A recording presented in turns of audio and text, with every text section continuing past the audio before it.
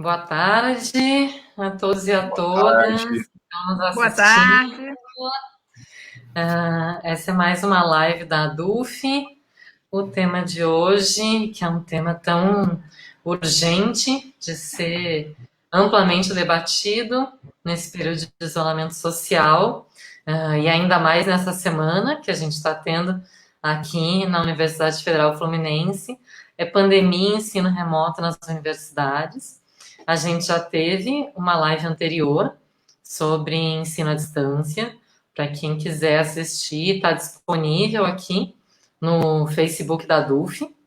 Hoje a gente tem dois outros professores da UF para debater o tema do ensino remoto nas universidades conosco. Então, temos professor Andréia, professor Pablo, a gente agradece muito a disponibilidade de vocês dois, né, de prontamente aceitarem o nosso convite, contribuírem para esse debate tão necessário e que a gente precisa, de fato, de muitos elementos, né, para debater e para tomar as melhores decisões para a nossa universidade. Então, obrigada pela disponibilidade.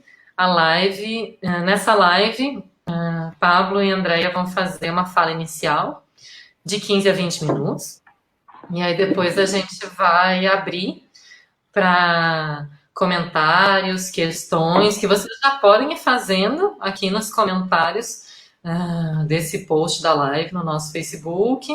E quando eles terminarem essas explanações iniciais, a gente vai começar a passar esses comentários e perguntas para eles responderem. Então, agradecemos muito todo mundo que está nos assistindo. Agradecemos a André e ao Pablo pela disponibilidade de compartilhar aí as reflexões deles sobre o tema conosco. E aí a gente vai começar a live com as considerações do Pablo. Boa tarde, todas e todos. Todo mundo me ouvindo bem? Que, inclusive, para nós aqui, né, que estamos no papel de trabalhar como professores, participando de lives, de reuniões, de encontros, né, não estamos imunes aos possíveis problemas técnicos, né, inclusive essa máquina aqui que eu estou trabalhando, ela é nova, né, tive que me endividar aí, parcelar em 12 vezes um novo notebook, porque o meu não dava mais, estava com 10 anos, e na pós-graduação eu estou com uma disciplina de teorias críticas da comunicação e da cultura, né, pós que tem uma lógica, né, de ensino-aprendizagem completamente diferente da graduação, e por conta aí de uma não alteração de prazos, né, por parte da CAPES, né, que determina aí as regras, né, da pós-graduação no país, a gente teve que trabalhar com a disciplina no trabalho remoto, e estamos fazendo dessa maneira, né. E essa discussão que a gente vai fazer aqui hoje, né, sobre ensino remoto nas universidades, ela tem duas dimensões fundamentais que estão diretamente relacionadas, né. Uma dimensão ela é interna e tem relação com as nossas instâncias e mecanismos de gestão democrática e participativa da universidade pública, né, o que envolve aí nossa luta diária de fortalecimento desses espaços colegiados e de organizações como o nosso próprio sindicato. Sobre isso, brevemente, a minha colega Andréia tem mais estofo, certamente, para debater com mais profundidade essa questão, mas é importante eu dizer que logo que a gente teve o primeiro contato, né, com a discussão, sobretudo aí da famigerada Instrução de Serviço 008, né, que dava ali uma necessidade, né, da gente fazer um plano de metas para trabalho remoto nesse momento, teve um estranhamento, né, mas a maneira como isso foi colocado, né, de sendo uma exigência, uma determinação, né, com o risco, inclusive, que se a gente não fizesse isso dentro do debate, né, poderia incorrer em improbidade administrativa, eu fui, a princípio, mais resignado do que deveria, né? Embora questionando a senhora se é de fato, né, uma obrigação, então talvez seja possível criar aí uma saída, né, com que a gente coletivamente, né, como docentes, como universidade, como técnicos, não sejamos prejudicados, né, e isso, a solução para isso seria, né, simplesmente apresentar o que a gente já faz, já estamos fazendo de forma mais genérica possível para a gente não se comprometer, né? Então, é claro que a gente não parou, né, de trabalhar, né? Estamos trabalhando com pesquisa, né, em nossos grupos, reuniões, com leituras, etc., à medida que em cada um também, né, consegue aí se adaptar nesse momento, né, muitas colegas que são mães, por exemplo, de crianças novas e tem uma série de outras dificuldades aí para lidar com o trabalho, né, no seu cotidiano, mas seguimos trabalhando, né, e isso é algo que certamente não dá, né, para se acatar sem um amplo debate. E o outro ponto diretamente relacionado aí com a nossa política interna é como que esse debate se relaciona com o governo autoritário que está aí, né, que cria mecanismos constantes para nos vigiar e punir. Então, reforçando, né, não dá para acatar nenhuma decisão, né, ao menos sem um amplo debate, sobretudo essa exigência para a gente fazer um plano de metas, né, inclusive porque a gente já tem, né, uma série de instrumentos de controle da nossa produção e do nosso trabalho, né, sendo mais conhecido, né, para quem está nos acompanhando aí, não é professor, não está por dentro da universidade pública, a gente tem um instrumento que é o RAD, que é o Relatório Anual Docente, né, no qual, a partir da nossa carga horária, a gente tem que, né, descrever ali tudo que a gente faz que compõe a nossa carga horária. Então, é um relatório, né, anual com tudo que a gente faz em ensino, pesquisa e extensão. E como bem lembrou aqui também meu colega de departamento, né, de Departamento de Comunicação Social, Márcio Castilho, o próprio uso da palavra meta, né, já traz um viés mercadológico corporativo que não deveria fazer parte da universidade pública. Mas eu quero trazer algumas outras reflexões para subsidiar nosso debate. E um primeiro ponto a ser discutido, eu creio, na discussão sobre ensino remoto à distância, né, e o uso aí do trabalho remoto, o ensino remoto, já nos proporciona de antemão aí um certo distanciamento, né, do famigerado EAD, e não à toa, né, foi construído esse estigma. Depois eu vou falar um pouco sobre isso, a experiência que eu tive como coordenador e professor de uma universidade privada, com a implementação do percentual de EAD de 20%, que depois também foi autorizado para 40%. Mas um primeiro ponto fundamental é discutir as condições políticas e materiais que estruturam e medeiam esse acesso. E aí eu faço um paralelo com a discussão de um colega do PPG-Com, o Programa de Pós-Graduação de Comunicação, né, eu sou do Programa de Pós-Graduação em Mídia e Cotidiano, né, sou professor e pesquisador lá, e também importante dizer, sou coordenador pedagógico do LACOPS, que é o Laboratório de Investigação em Comunicação Comunitária e Publicidade Social. Depois até conheço aí nossas redes, a gente tem lá muitos vídeos bacanas aí no nosso canal, no Facebook, no YouTube, no Instagram, inclusive sobre esse momento agora, a campanha que a gente está fazendo, né, para fortalecermos vínculos para superar o isolamento.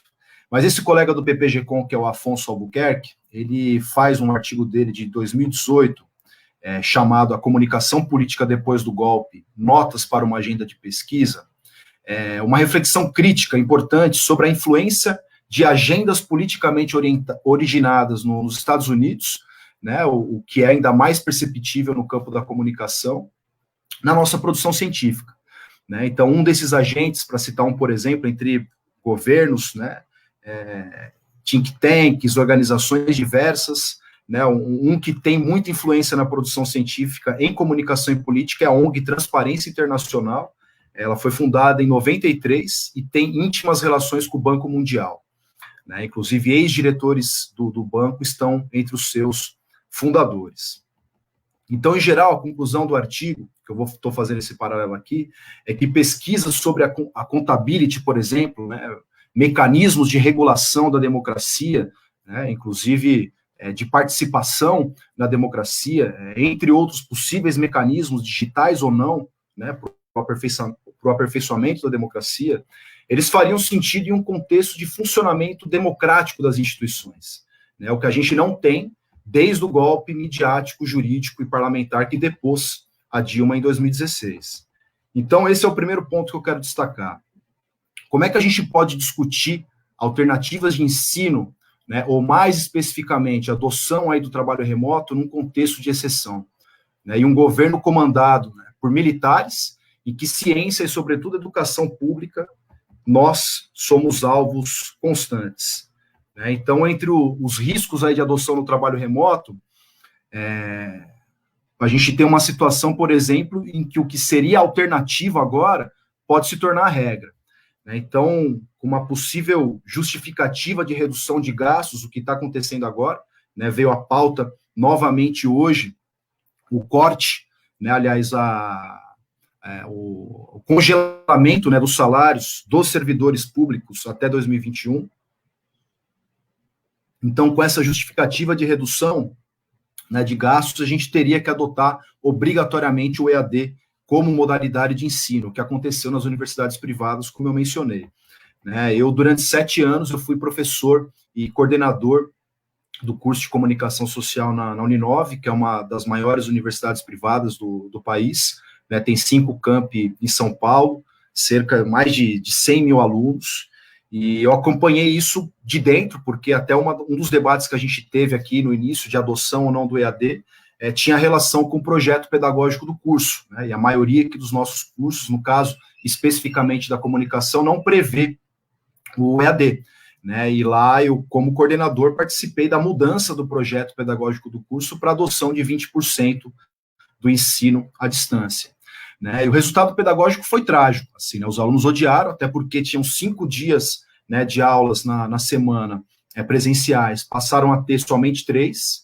e certamente aí o impacto financeiro para a universidade, para eles, do ponto de vista econômico, foi muito bom, né? E o resultado pedagógico, educacional, né, que é o principal quando a educação não é vista como negócio, foi trágico, né? O outro ponto que a gente não pode ignorar e que está também nesse âmbito tecnopolítico é a vigilância proporcionada por essas tecnologias digitais, né, o que pode tornar nosso trabalho inviável, né? Já vista aí discussões em torno, por exemplo, de escola sem partido, né, o que é curioso, né, um projeto curioso e trágico, né, um projeto ideológico, totalmente ideológico, em que supostamente se combateria ideologia. Um autor que eu ando lendo, né, e trabalhando bastante, que é o Christian Fuchs, ele ressalta, né, inclusive, num trabalho dele, um artigo sobre vigilância, que a vigilância ela é uma relação social que envolve o poder disciplinar, né, e ele faz uma diferenciação entre o que ele chama de tecnologias de vigilância, né, o que seriam aí as forças produtivas da vigilância, e as estruturas societais da vigilância, o que corresponderiam aí às relações de produção, ou seja, as relações de classe, né, e de propriedade que estruturam a construção de mecanismos de vigilância, né? E aí o Fuchs ele alerta que reduzir a vigilância ao nível das tecnologias é uma forma de reducionismo tecnodeterminista e de fetichismo que reifica a vigilância e dessa forma destrói o potencial crítico do conceito. Ou seja, né, o que existe de mecanismo de vigilância proporcionado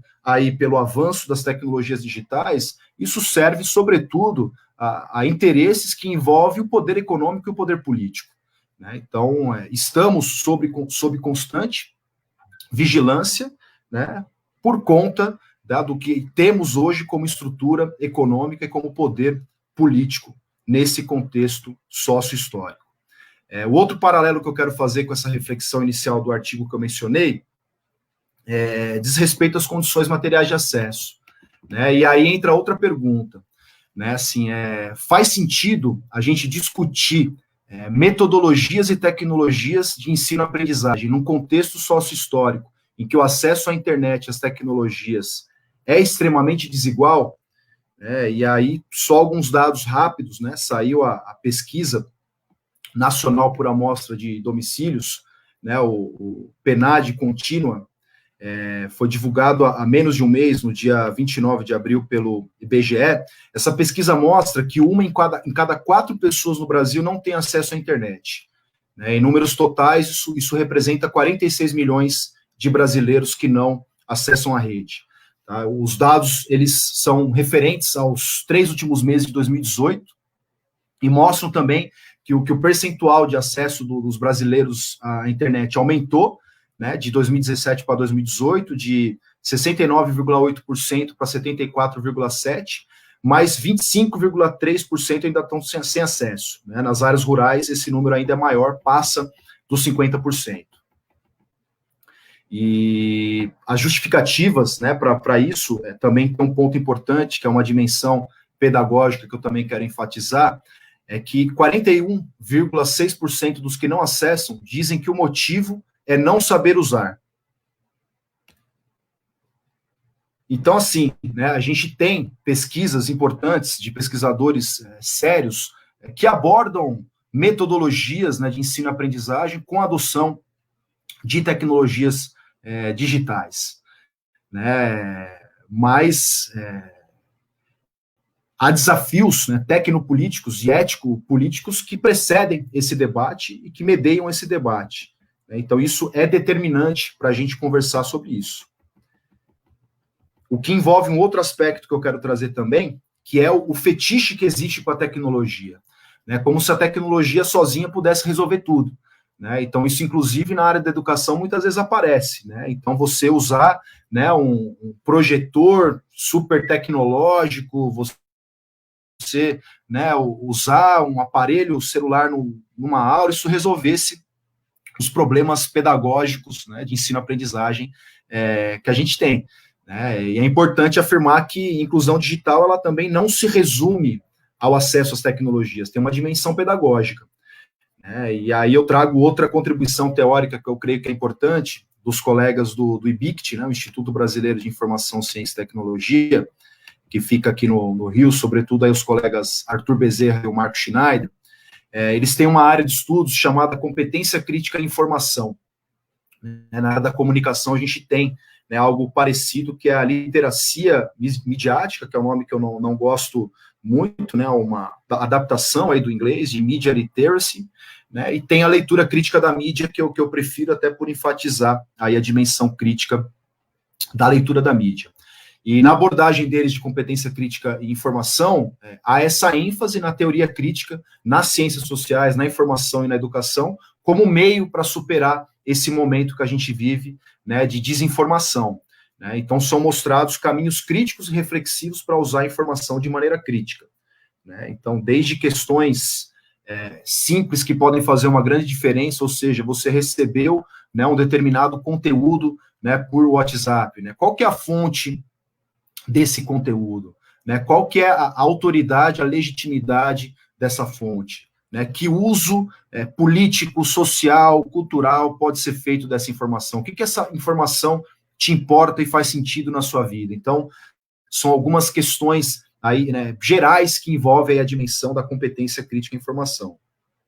Um dado importante que eu quero trazer também, né, que a tecnologia sozinha ela não resolve, né, o problema de ensino-aprendizagem. Está acontecendo agora no estado de São Paulo, né, com a justificativa aí do governador, né, que está, inclusive, sendo bastante oportunista, né, politicamente nesse momento, né, assim, e com a justificativa de que os problemas de acesso seriam resolvidos com a criação de um aplicativo para aparelhos celulares. Né, isso também entrou muito em discussão quando eu estava na Uninove. Então, como disse que não tem acesso, né, tem mais de 200 milhões, né, de aparelhos celulares no país, tem mais de um por pessoa, os dados mostram isso. Né, só que uma coisa é ter o celular, outra coisa é o acesso à internet que tem a esse celular, né, o acesso a vídeo, né, para poder acompanhar uma transmissão, acompanhar uma aula. Né, e aí o governo do estado criou um aplicativo, né, que não gastaria aí os dados, né, resolveria esse problema que eu estou abordando agora. E uma semana atrás, saiu a notícia no jornal Folha de São Paulo, né, que depois de 2 semanas com esse aplicativo funcionando, ele tinha sido acessado por 1,6 milhão de alunos, menos da metade dos 3,5 milhões da rede estadual paulista, que tem 47% aí de todo o ensino público do Estado. E, além disso, o que é também importante mencionar é que esse dado também de 1,6 milhão, né, que acessou, que fizeram login na plataforma, isso não significa também que ao fazer o login que eles estavam participando, estavam acompanhando a aula, né, e isso, às vezes eu tenho essa impressão e fico bastante preocupado também com a minha própria aula de pós-graduação, né, assim, eu estou apresentando aqui determinado conteúdo, eu não sei se está todo mundo vendo, né, assim, até por conta também da velocidade de acesso, que é baixa para muitos, né, a câmera não está ali funcionando o tempo todo. Então, às vezes, eu tenho a impressão que eu estou falando meio sozinho, né, embora eu provoque a participação, existe um estímulo, né, a participação, às vezes eu tenho a impressão que eu estou falando sozinho. Um último aspecto que eu quero trazer para o debate, está num artigo que saiu essa semana, né, como publicitária de formação, não poderia deixar de fazer minha propaganda também. Saiu na revista Matrizes da USP esse artigo, ele se chama Dialética do Engajamento, uma contribuição crítica ao conceito.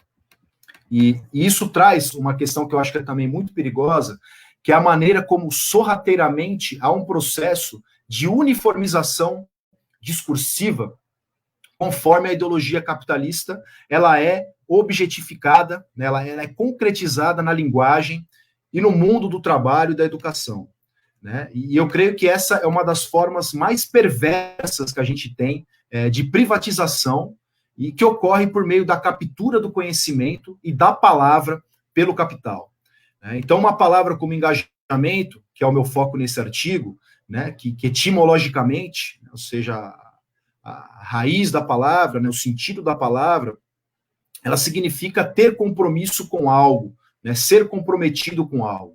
E o que historicamente sempre teve, né, o sentido político, né, então o artista engajado, o professor engajado, né, passou a ter um uso hegemônico no universo corporativo, na comunicação digital, como alinhamento ideológico e emocional entre o trabalhador, a empresa, o consumidor e uma marca. Né, o que eu critico como sendo aí um uso tecnicista e reificado do conceito. E em publicidade, o que passou ter uma baita influência também em outras áreas, o conceito se resume às métricas de uma postagem nos sites de redes sociais, né? Eu defino engajamento, numa perspectiva crítica, como a vinculação social, afetiva e gustativa do sujeito com determinada ideologia, né? Ou seja, é a dimensão sensível e comunicacional de construção da hegemonia, né? De construção de um sistema e de um aparato de poder. Né, e dialeticamente falando, isso tanto pode servir, né, para manter as relações dominantes ou como criar, né, alternativas de uma outra hegemonia, né, ou de uma hegemonia popular, que é o que me interessa mais. Né. Eu dialogo, por exemplo, nessa discussão com que o meu colega Marco Schneider, no livro dele Dialética do Gosto, vai chamar também de captura do gosto pelo capital. Né, eu até participei outro dia como fonte também, estou terminando já, viu, gente? Vi aqui que chegou nos 20, eu já vou terminar. Sobre as lives agora nesse momento, né? Vocês imaginam quais foram as 5 maiores lives da história? Né, conseguem chutar? As 5 foram agora, nesse momento de pandemia, tá? As 5 maiores da história, e as 4 principais tiveram origem aqui no Brasil e foram de cantores ou duplas sertanejas. Então, vejam como é curioso aí a apropriação que o capital faz de certas palavras, né, e como isso, de certas palavras e do gosto, da cultura, né? Então, um estilo que era considerado brega, né, por muitos, hoje é o que mais vende, né, o que os artistas mais ganham dinheiro, com patrocínios, audiência no Spotify, etc. As maiores lives foram da Marília Mendonça, primeiro, com 3,31 milhões de acessos, né, depois Jorge Mateus, o André Bocelli, que é o único que não é, né, do universo aí sertanejo, depois Gustavo Lima, depois Sandy Júnior, que tem, né, uma origem totalmente ligada ao sertanejo, embora tenha canções também pop. Né? E aí eu pergunto, né, quantas pessoas estão nos assistindo agora? Né? Sem desmerecer o que estamos fazendo, que é muitíssimo importante, inclusive para a gente se fortalecer, para a gente discutir na nossa política interna, né, nas nossas lutas, que dialogam com as lutas também da sociedade, com a sociedade, mas isso mostra como, né, os algoritmos, como as tecnologias digitais, elas refletem as lutas políticas e sociais da sociedade. Né? Então, para concluir, depois a gente pode conversar mais certamente aí no debate, né? A gente tem um enorme desafio de conseguir com que a sociedade se engaje com a ciência e com a luta na universidade pública. Né? E somente com a luta e a sustentação política, com a sociedade, a gente vai conseguir evoluir nosso trabalho, né, no ensino, na pesquisa, na extensão, com isolamento ou não, de forma democrática. É isso, gente. Obrigada, Pablo. Vou passar a palavra para a Andréia. E aí, depois da fala da Andréia, a gente já vai abrir para perguntas e comentários. Então, o que vocês tiverem de perguntas e comentários já podem ir fazendo aqui nos comentários da live, mesmo durante a fala da Andréia, que assim que ela terminar, e fala com toda calma do mundo, Andréia, só um recado para quem está nos assistindo. Quantos temos aí? Né, que já pode ir falando que eu já vou começar a organizar. Quantos temos aí, Nina? Que eu até perguntei aqui, quantos temos aí nos assistindo? Que eu até aqui comentei do número de público das lives do sertanejo. Agora, né? Claro que a gente não vai... Pô, que maravilha! Estamos bem, tínhamos 60 e pouco, ainda há pouco. Estamos bombando. Agora 80, agora estamos bombando. Logo, vamos ver que a nossa luta, a gente chega nos 3 milhões aí da Marília Mendonça. 3 milhões. No segure, Marília Mendonça.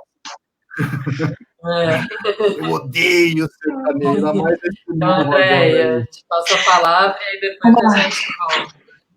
Bom, primeiro, boa tarde a todos, a todas. Boa tarde, Nina. Agradecer pelo convite da ADUF para estar aqui compartilhando algumas ideias sobre a questão da pandemia e do ensino remoto.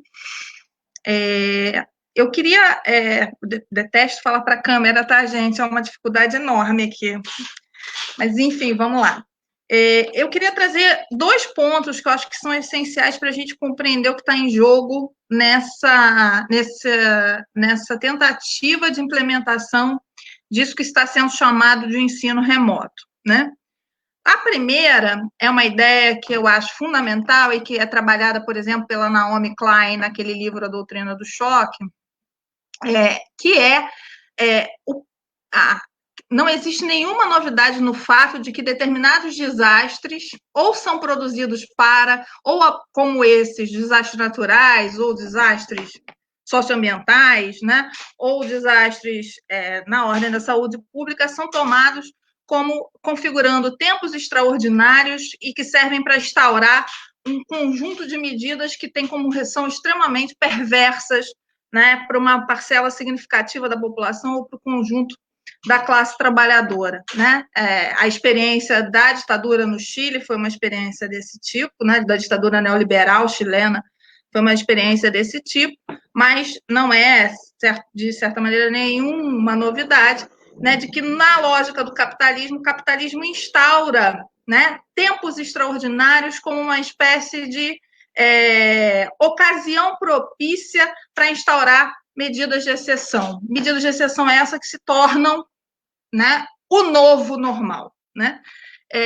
Nesse sentido, lembro, por exemplo, analogamente, né, como a hiperinflação foi a condição da instalação do ajuste fiscal no Brasil, né, de uma política de austeridade fiscal, como, né, o conjunto, a ideia de um estado de emergência, por exemplo, nos manteve ao longo dos anos 2000, particularmente dentro de um ajuste fiscal. Então, só para a gente recuperar um pouco essa ideia, ou seja, agora a pandemia está sendo utilizada como uma espécie de conjuntura propícia para que se instaure um conjunto de medidas que têm efeitos perversos e deletérios sobre a população em geral. Isso vale para o campo da educação como um todo, né? E para isso que a gente vai estar tentando discutir aqui, que é a questão disso que está se chamando de ensino remoto.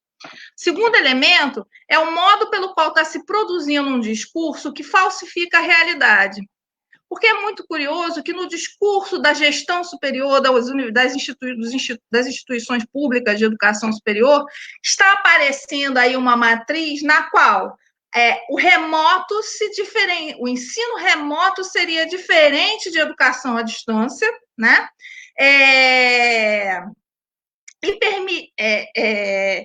Seria distinto, né? Então, portanto, as nossas críticas ao ensino à distância não se aplicariam a esse ensino remoto, e o ensino remoto é colocado nesse discurso de uma tal forma em que segue, inclusive, né, as diretrizes emanadas dos intelectuais políticos, né, do capital, os organismos internacionais que já vêm trabalhando com isso, com essa agenda desde os anos 90, nas quais está embutida a ideia de que o presencial é desqualificável, porque o presencial é velho, é clássico, é chato, é tradicional, conta com aluno passivo, né? E que o remoto ou a distância seria mais inclusivo, mais ativo, mais colaborativo, porque, inclusive, mais próximo da tecnologia, numa concepção fetichizada de tecnologia e que embute, né, que traz consigo uma concepção tecnicista de educação, né?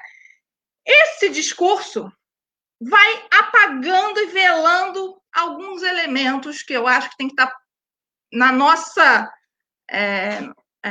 próximo ao nosso olhar no debate. Primeiro deles, o longo e grave processo de desfinanciamento da educação pública brasileira em todos os seus níveis, né?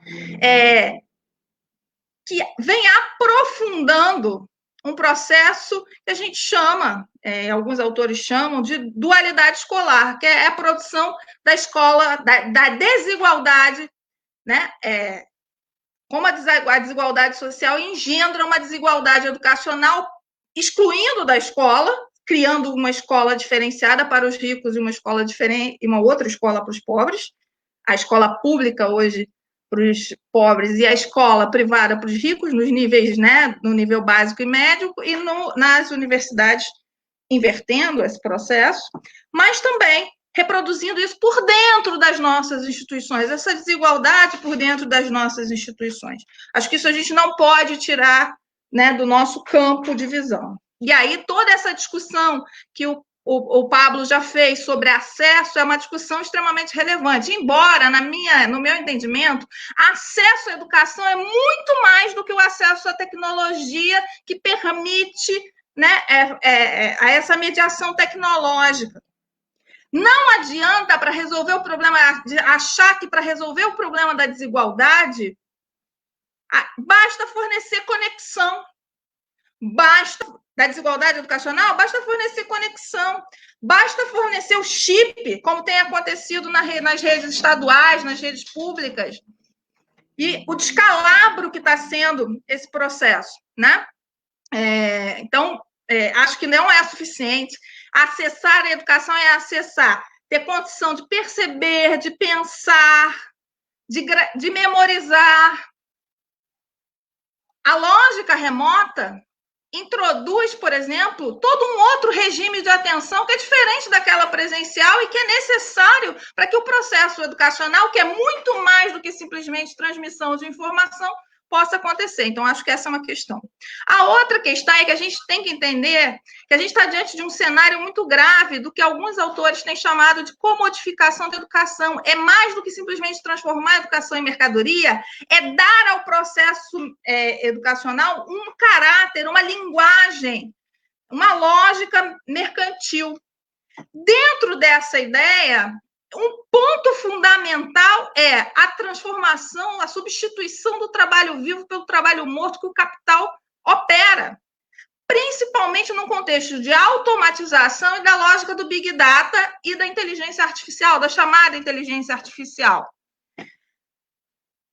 Esse processo não é outro que não aquele que precariza as condições de trabalho e de vida da classe trabalhadora e, inclusive, da comunidade universitária, discentes, técnicos e docentes, em que, ao mesmo tempo, também é o processo pelo qual aquele controle que o Pablo falou sobre do qual o Pablo falou, se instaura sobre o trabalho vivo. né? Então, nesse contexto, falar de ensino remoto é falar de abrir uma porta perigosíssima para esse processo de comodificação da educação, que vai para além da sua simples oferta como mercadoria, ou seja, do ensino pago, do processo de mercantilização do ensino nesse sentido. Então, acho que esse é um ponto importantíssimo que a gente não pode esquecer. O terceiro ponto, que eu acho que a gente discutiu muito no ano passado e precisa retomar, é o antidemocrático que tem assumido a gestão das universidades públicas desde a ditadura empresarial militar, né? Ou seja, a gestão superior das universidades tem se desenvolvido como uma espécie de secretaria de governo dentro das nossas instituições. Ou seja, o contrário do que elas deviam ser, representantes da comunidade universitária junto ao Estado, elas se tornaram representantes do Estado dentro da universidade. E aí a cooptação dos conselhos, das nossas comissões, dos nossos espaços colegiados é enorme, né? Então, a gente tem tido uma condução antidemocrática do processo de gestão das nossas universidades públicas. E é aí que eu acho que a gente precisa prestar atenção também. A gente assistiu essa semana, a gente está vivendo essa semana a votação no CPEX, de maneira assodada, sem nenhuma discussão, de uma minuta que foi preparada, também de maneira assodada, sem nenhuma discussão conosco, sobre o ensino remoto, né? Uma minuta que foi preparada no âmbito da gestão superior, sem nenhum diálogo com a nossa comunidade acadêmica. Essa semana assisti uma live da nossa pró-reitora de graduação, em que ela apresenta, num canal do YouTube, em que ela falava, inclusive, dessa resolução do CETEX, né? E falava da importância do diálogo acadêmico. Que diálogo acadêmico é esse que a gente não, com a comunidade acadêmica, que a gente não teve, né? E nessa fala, ela traz alguns elementos que é para a gente entender o que está em jogo, em que eu vou retomar aqueles pontos anteriores. Primeiro, ela vai falar que a gente está num momento novo da pandemia, já seria o terceiro momento da pandemia, eu ainda estou lá no primeiro em choque com a pandemia, mas o terceiro momento da pandemia em que está na hora da gente propor, e a obrigação dos professores proporem estratégias inclusivas, ou seja, de novo, quem tem que resolver o problema são os professores, né? Como se a gente pudesse resolver, né, o problema educacional que se apresenta com a pandemia. Os professores têm que propor novos modelos de ensino e aprendizagem frente à pandemia. E aí, o que são novos modelos de ensino e aprendizagem, né? Uma das coisas que nessa fala, para mim, ela é muito reveladora, né? Que esses novos modelos poderiam se basear em experiências anteriores. O EDUF, o antigo Conexão UF e o Google Class como instrumentos de interação, principalmente com concluintes e ingressantes, né? Então, essa seria uma experiência. Por quê? Porque a gente está diante do colapso como horizonte. Olha lá a Naomi Klein, né? O colapso é o horizonte. Então, diante do colapso, podemos tomar medidas extraordinárias, né?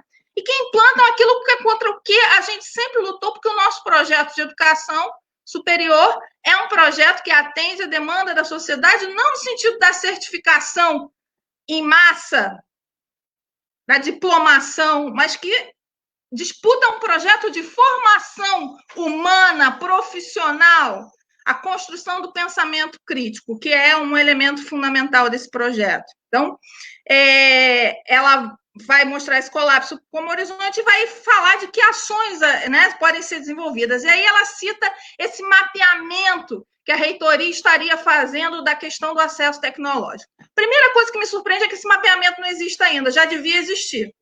Se existem ferramentas de interação que dependem da tecnologia, por que a reitoria não fez esse levantamento antes? Isso não faz, para mim, nenhum sentido.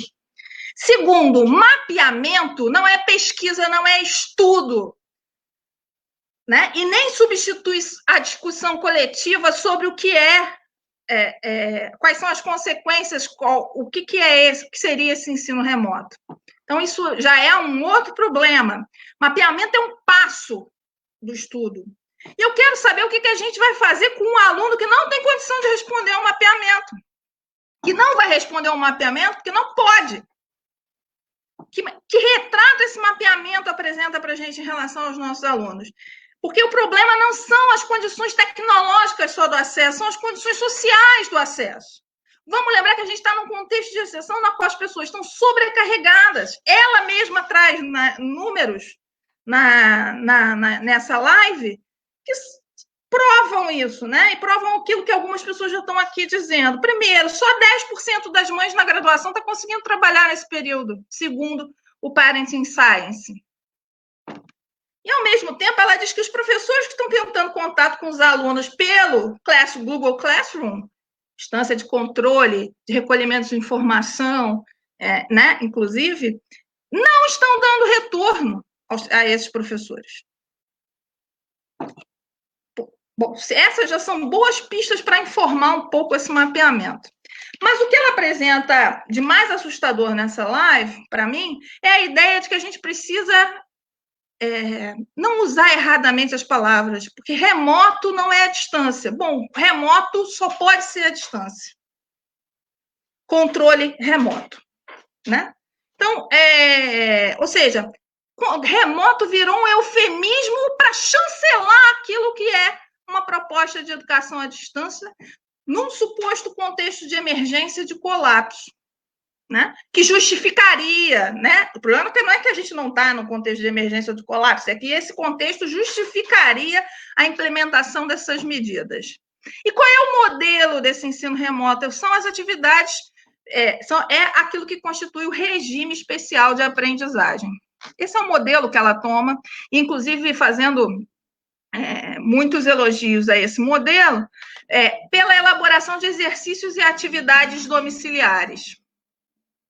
Ou seja, instituir um regime especial de aprendizagem generalizado. Ora, regime excepcional de aprendizagem, ele é regime excepcional de aprendizagem porque ele corresponde a uma situação temporária de poucos alunos, e não a situação geral do conjunto do alunado. E eu já acho, inclusive, faço aqui um alerta que, para algumas situações nas quais ele está previsto, ele é injusto. Por exemplo, licença maternidade. Licença maternidade é a possibilidade de se afastar da universidade pelo período da licença maternidade, que deveria ser de 6 meses, no mínimo, para começar, com todas as garantias, não só de que esse tempo não vai contar no seu tempo total, não, manutenção de bolsas de estudo de qualquer natureza, para que a puérpera possa efetivamente ter o que a gente chama de licença maternidade e não ficar em casa fazendo exercício, estudo dirigido ou atividade domiciliar com um bebê de 1 mês no colo. Isso não é licença maternidade, está errado, né? Então, essa experiência, que, veja, ela é melhor do que obrigar a ir à universidade uma mãe com criança recém-nascida, claro, óbvio. Mas isso é licença maternidade? Não, não é, né? Então, vejam, esse eufemismo do remoto para a distância, ele vai esconder, por exemplo, o aprofundamento de soluções como a parceria público-privada. Nessa live, ela relata que a universidade está buscando parceria com as empresas de telefonia para fornecer chips para conectar os celulares dos alunos, já que a maioria do que eles sabem até agora se conecta principalmente pelo celular. Então, um modelo que está sendo instalado nas redes públicas e produzindo escalabros. O professor José Antônio levantou, entre as falas dos seus ex-alunos, né, enfim, da licenciatura, uma série de falas que vão no sentido do absurdo que está sendo isso. As pessoas já sobrecarregadas com a casa, sobrecarregadas com a família, com dificuldades, com poder econômico corroído, né? Terem que dar conta também desse acesso pelo chip. Sem contar, o chip não chega porque a área de risco o carteiro não entrega. Né? Enfim, um conjunto de elementos aí para a gente pensar. E o mais engraçado é que ela pede aos estudantes que confiem na universidade para produzir um modelo de ensino-aprendizagem exclusivo centrado no aluno. Para começar, se está centrado no aluno, não é ensino-aprendizagem. Ensino-aprendizagem é centrado na relação que se estabelece. Não é nem virar de cabeça para baixo a mudança, o par tradicional. O professor é tudo, o aluno é um recipiente passivo. Dizer que o foco é na aprendizagem é colocar o professor como uma espécie de animador de torcida, como é no esquema do CEDERJ, né? Em que o tutor, por exemplo, não pode dar aula porque ele não é professor. Ele é o quê? Né? O cara que estimula, não, vai aí, aprende aí sozinho. Né? Então, ela coloca isso. Então, ela coloca isso e diz, então, vamos lá, pede aos alunos que confiem que a universidade vai poder produzir modelos inclusivos, modelos pedagógicos de ensino-aprendizagem inclusivo. Os alunos não são a universidade? Quem é a universidade nessa fala? Eu gostaria de saber. E eu acho que isso é revelador do modo como a proposta... Vejam, do modo... Do que é isso que é o ensino remoto que se quer implantar nas nossas universidades. O que é esse ensino remoto? Que proposta é essa? É essa na qual os alunos confiam e os professores obedecem. Essa proposta é uma proposta que falseia a natureza disso que está colocado aí pela gestão nessa proposta diminuta que foi encaminhada para votação ontem, sem nenhum debate com a comunidade universitária, da qual a universidade ela não paira no ar, né? A universidade é o conjunto da sua comunidade, alunos, técnicos e professores. E, ao mesmo tempo, né, não cabe somente a nós dar essas garantias, criar a solução. O Estado tem responsabilidade nisso. E ela fala lá que o Estado dá o direito à educação. Quero só completar, já estou acabando. O Estado não dá nada. O Estado garante porque foram as lutas das classes da educação popular, da classe trabalhadora, que garantiu o seu direito à educação. E é essa mesma luta que nos coloca de frente a esse desafio de enfrentar esse eufemismo barato chamado ensino remoto. Obrigada. Acabei, Nina. Cumpri? Tempo.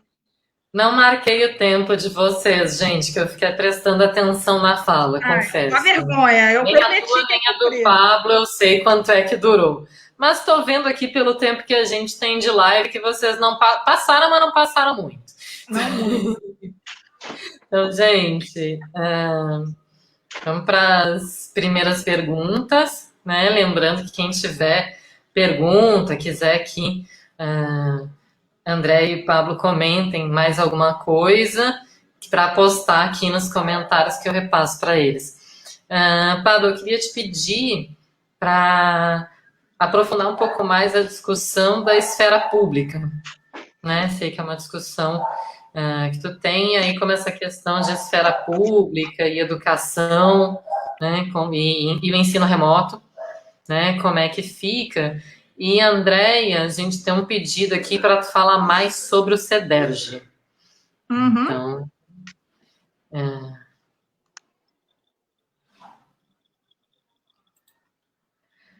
Pablo, tira o teu microfone do mudo. Agora sim. Tinha colocado aqui no mudo para não atrapalhar aqui a transmissão da Andréia.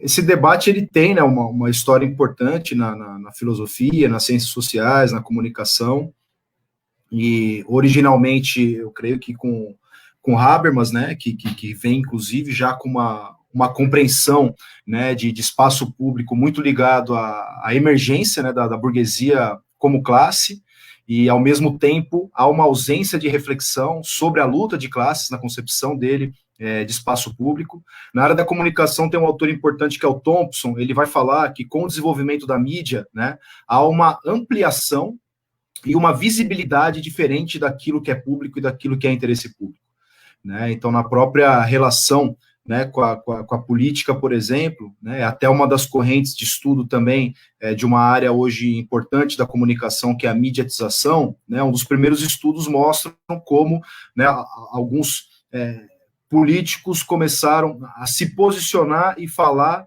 já levando em consideração a maneira como aquilo vai ser visto, a visibilidade que vai ganhar, a repercussão, né, que a sua imagem terá na mídia, né?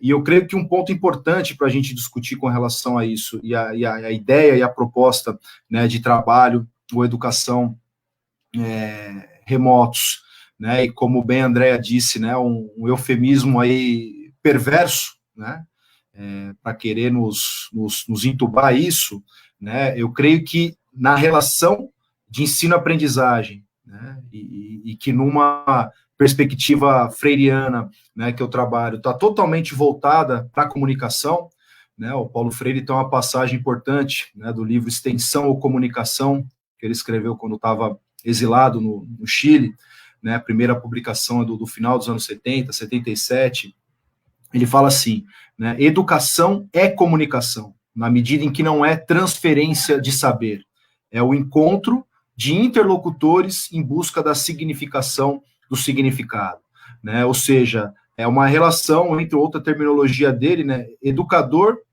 educando e educando educador, é um processo de mútua aprendizagem, né, um processo baseado no diálogo, né, e esse diálogo, se ele é mediado por tecnologias digitais, né, que seriam aí a tecnicidade, né, a estrutura material que iria suportar e mediar um trabalho em ensino remoto, né, tem uma série de implicações nessa relação dialógica fundamental para o processo de ensino-aprendizagem que prejudicam muito, né, a construção do diálogo, a construção da comunicação e a construção daquilo do que é de fato o interesse público, né, porque quando a gente ocupa e divide um mesmo espaço, né, como é o da universidade pública, né, um campus, uma sala de aula, um laboratório, etc., né, existe uma ocupação que ela é tanto material como simbólica, né, são sentidos construídos no cotidiano,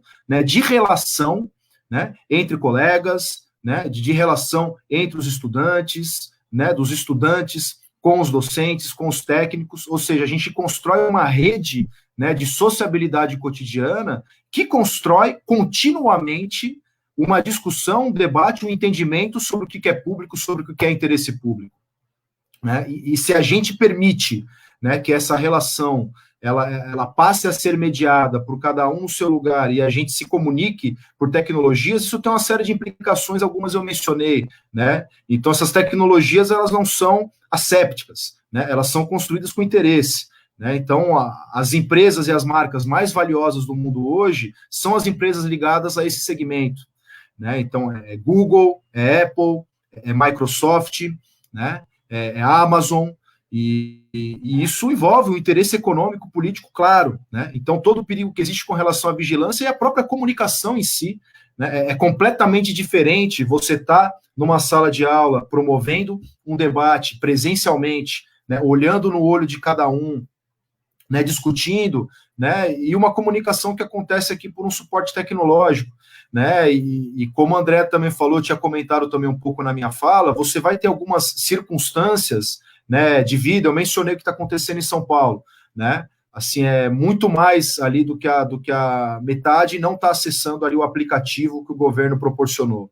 Né, então isso tem desde uma dimensão pedagógica, saber usar esse tipo de ferramenta, né, e todas as circunstâncias que envolvem o dia a dia, né, você tem ali crianças, no nosso caso, né, jovens, né, moradores de áreas periféricas, e cada vez mais, felizmente, né, e reforço também o que a Andrea disse, por conta de uma luta, né, política histórica da classe trabalhadora, por conta de uma luta histórica, né, dos movimentos negros, a gente tem mais pobres e negros dentro da universidade. Agora, não basta simplesmente também estar na universidade. Né? A universidade também proporcionar as condições de acesso e manutenção.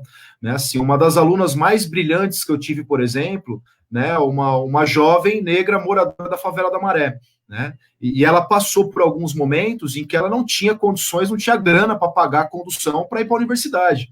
né? E eu tive casos também, outros alunos recentes que passaram pelo mesmo tipo de situação, né? Então, como é que é a situação dessa pessoa na casa dela? Essa moça, por exemplo, que eu mencionei, que é a Andresa, que é do Lacops, né? Assim, tem uma filha pequena, né? Ela, inclusive, teve que frequentar a aula um tempo com uma filha pequena, né? Como é que seria em casa para acompanhar uma aula? Porque a gente está vivendo isso agora, né? Com as colegas professoras também que são mães, né? Então, eu creio que essa ideia, né, que a gente tem que combater desde o início, né? Não dá para se aceitar de adoção de trabalho remoto. Digo mais, não é uma alternativa que pode virar regra, né? No estado de exceção que a gente vive hoje. Isso é extremamente perigoso para construir entendimento sobre o que é público, de interesse público. E isso pode ser atravessado, né, por um processo, como eu mencionei aqui, né, de privatização do conhecimento, de privatização, né, da nossa fala, né, de captação pelo capital da nossa palavra e do nosso pensamento.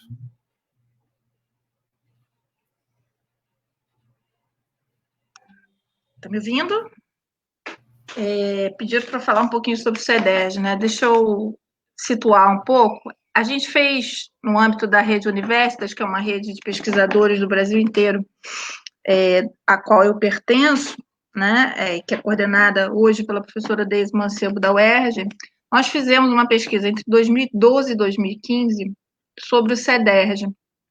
A ideia era, dentro das estratégias da expansão da educação superior, que elementos se destacavam, que estratégias se destacavam. Uma delas, no sentido da certificação em massa, uma delas era o ensino à distância. Então, a gente foi estudar, e aí a gente quis estudar não privado nesse sentido, porque a gente já mais ou menos, já tinha acabado a tese recentemente, e a gente já sabia mais ou menos um pouco do que a gente ia encontrar. E aí a gente quis ver um pouco o que era isso naquilo que se dizia que era ótimo, que era modelar, que teria dado origem ao AB, modelo de exigência, de qualidade, porque leva o selo das instituições públicas. O CEDERJ fala assim sobre ele mesmo, né? Pelo menos falava naquele momento. E aí a gente foi estudar o CEDERJ, né? E a nossa foco era o trabalho docente no CEDERJ. E foi surpreendente, porque a primeira coisa que a gente reparou é que uma das figuras fundamentais desse modelo é a fragmentação do trabalho docente. Num modelo mesmo fabril. Um produz o conteúdo, o outro faz o serviço na plataforma online, é o tutor online, o outro é o tutor presencial no campus, nas disciplinas semipresenciais, aquelas que no CEDERJ são só a primeira metade do curso que tem presencial, né, o suporte do presencial, naquele momento, pelo menos. Ao mesmo tempo, o tutor não pode dar aula, mas um produz a avaliação, o outro corrige e vice-versa, uma avaliação que é uniforme, que é homogênea, para todas as turmas daquela disciplina oferecida naquele curso, enfim, né? Essa fragmentação, a desqualificação que vem com essa fragmentação, a precariedade, tanto das condições de trabalho, quanto das condições de existência desse sujeito, porque os salários e as bolsas são ridículas, os vínculos são extremamente precários. Para o professor conteudista, que em geral é o concursado numa instituição pública, essa bolsa é uma a mais. Mas para o tutor, ele está fazendo currículo. Muitos têm qualificação específica dos que a gente conseguiu por meio de um questionário online. Nós chegamos a 200 e poucas respostas, acho que é isso. Agora não me lembro o número exato de cor, perdoe-me. Mas a gente teve muita gente que fala muito de que tinha qualificação específica para a educação à distância. Então, é um assustador o grau de precariedade. As bolsas, na época, eram de R$500 para alguns casos de tutoria. Né? Vejam, R$500 num país cuja realidade do salário mínimo necessário, porque eu não lido com essa ficção que é salário mínimo real, a não ser como dado de leitura da realidade. Salário mínimo necessário é R$4.000. Pelo DIEESE é R$4.000. O nosso salário mínimo efetivamente pago, ele é submínimo. Né? E nem isso, né? Quer dizer, a gente está num contexto de uma crise geral, econômica grave e, ao mesmo tempo, numa crise da própria possibilidade de emprego, né? Dada o grau de precarização das condições de trabalho. E a outra coisa que nos surpreendeu e que, mesmo assim, esses profissionais resistiam, eles inventavam, eles criavam, alguns davam aula mesmo, furavam o bloqueio, davam aula mesmo, porque quando o aluno chegava no polo, ele queria aula. Ele não ia tirar dúvida, ele queria uma aula. Né? Então, esse era um ponto importante. O outro que eu achei genial era uma compreensão bem generalizada, né? Bem ampla, bem distribuída, né? Entre todos os que a gente realmente entrevistou. Eu fui a polos no interior entrevistar as pessoas, né? Uma das coisas que mais me impressionou é que todos eles reconheciam que a distância era o problema. E que todo o trabalho deles ia no sentido de superar a distância. Isso significa que o modelo não serve. Porque se o que o diferencia do outro é ser a distância, a sua qualidade específica é ser mediado pela tecnologia à distância, e a distância atrapalha, o modelo não serve. Então, fiquei muito impressionada com isso, com essa percepção que eles tinham e, ao mesmo tempo, o grau, a dificuldade com a terminalidade, né? Pouquíssimos estudantes concluíam os cursos. E isso foi espantoso no caso do CEDEG, dessa pesquisa. Mas ressalto, eu posso estar com algumas coisas desatualizadas, porque a gente terminou essa pesquisa em 2015. Mas ainda assim, se esse é o modelo do melhor que o público pode fazer, polos instalados precariamente em escola, CIEP, com fiação pendurada, essa era a realidade que a gente encontrava. É um pouco isso. E acho que a gente tem que prestar atenção nisso quando a gente fala de ensino remoto.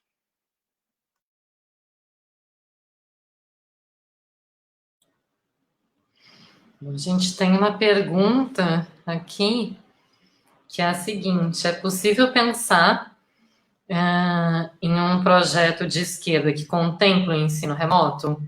É compatível com a nossa concepção de universidade? Pergunta facilzinha aí para vocês. Quer inverter? Vocês dois estão falando e a gente não está ouvindo nenhum dos dois, porque os dois estão com o microfone desligado. Você vê, né? O know-how para fazer live. Quer inverter, Pablo? Fala primeiro, posso responder primeiro? Pode ser. Então tá. Vou eu, Nina. Então, beleza. Então, vamos inverter a Andréia primeiro, depois Pablo. Rodrigo, que pergunta, hein, Rodrigo Teixeira? Olha só. Eu acho que é possível, mas no seguinte sentido: o ensino remoto é um momento pedagógico. A gente sempre fez isso. Atividade, exercício em casa, trabalhar com projetos. A gente vem fazendo uma pedagogia que tenta um pouco romper com as estruturas tradicionais, com aquele ensino tradicional, faz isso. Por exemplo, só para dar um exemplo, tá?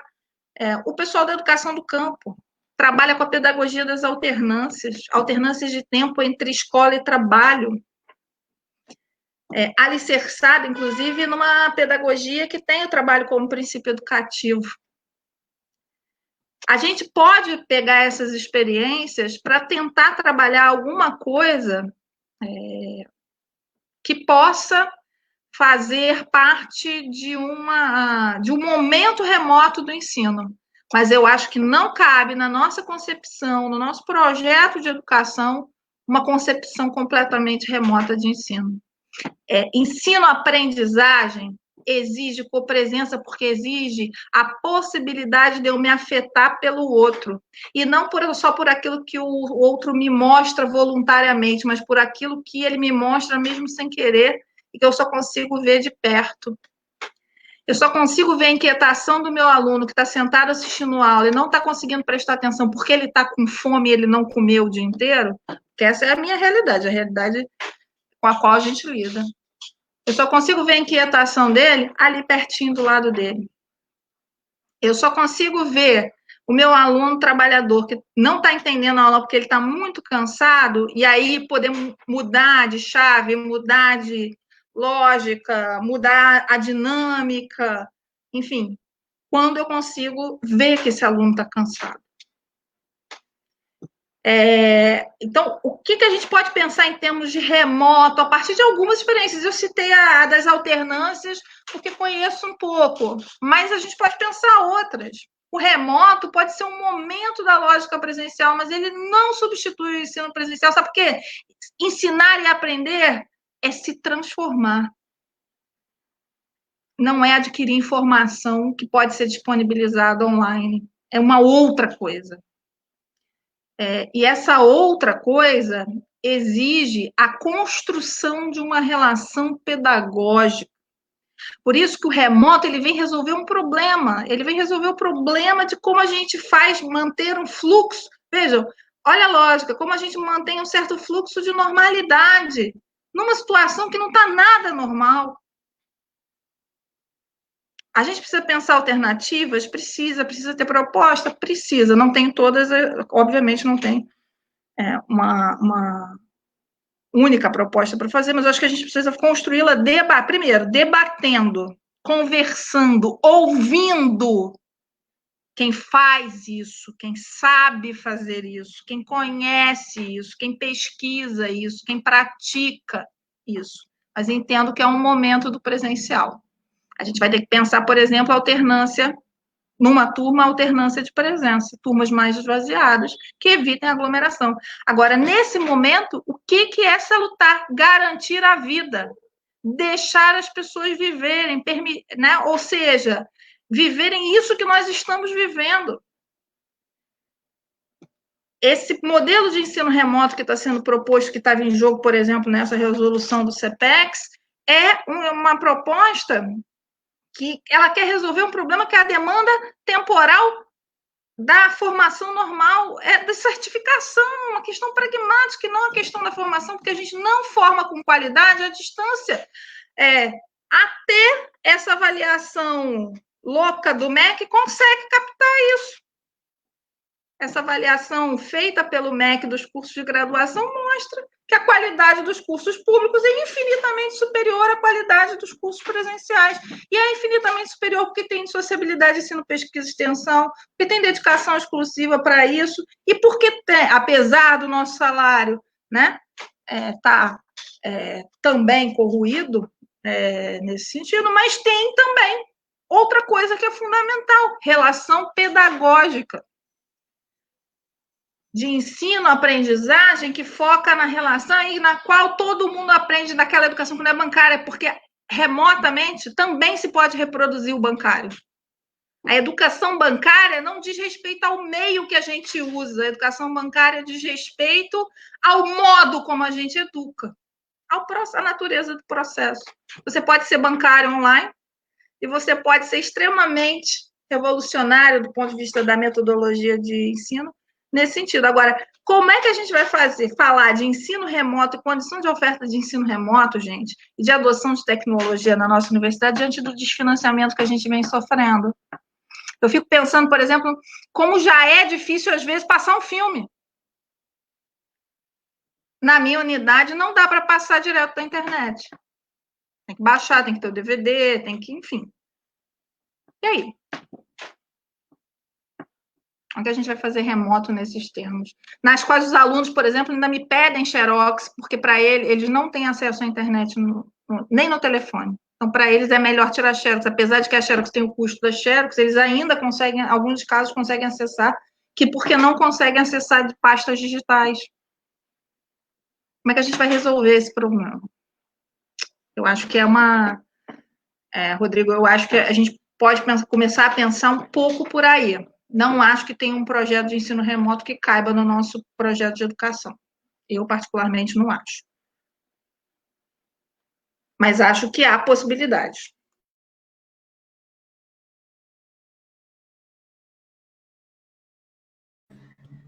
Microfone, Pablo.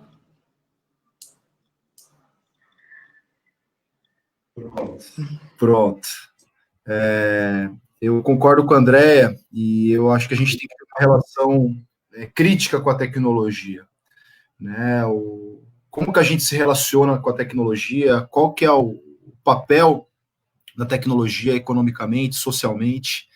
Então, assim, se cabe, né, no projeto de esquerda o trabalho remoto, eu acho que se a gente for pensar, né, num projeto popular, a proposta de um possível ensino, né, à distância, como eu pontuei na minha fala, ela envolve pensar uma série de outras questões que fazem parte do contexto ético-político, tecnopolítico, sócio-histórico e econômico, né? Então, assim, eu creio que, principalmente para a graduação, né, para o perfil que a gente tem de boa parte dos estudantes, é muito difícil, né, a gente ter essa proposta de inclusão, de ensino à distância, até porque cada vez mais, né, os estudantes chegam, isso do ponto de vista pedagógico mesmo, tá?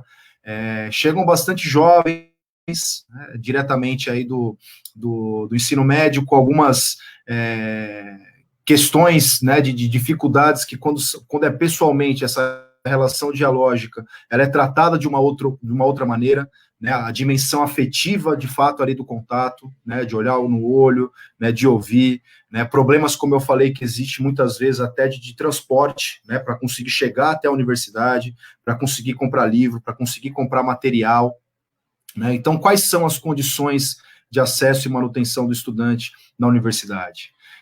E como eu falei, acho que essa é uma primeira coisa, pensar, né, a questão do acesso, né, econômico, social, tecnológico, e tem a dimensão pedagógica disso, a relação crítica com a tecnologia. Então, por exemplo, é dito, né, para quem quer defender, como foi o caso do governo do estado, mas todo jovem tem um celular, né? É verdade, né? Mas, ou quase todos, mas qual é a relação com esse aparelho, né?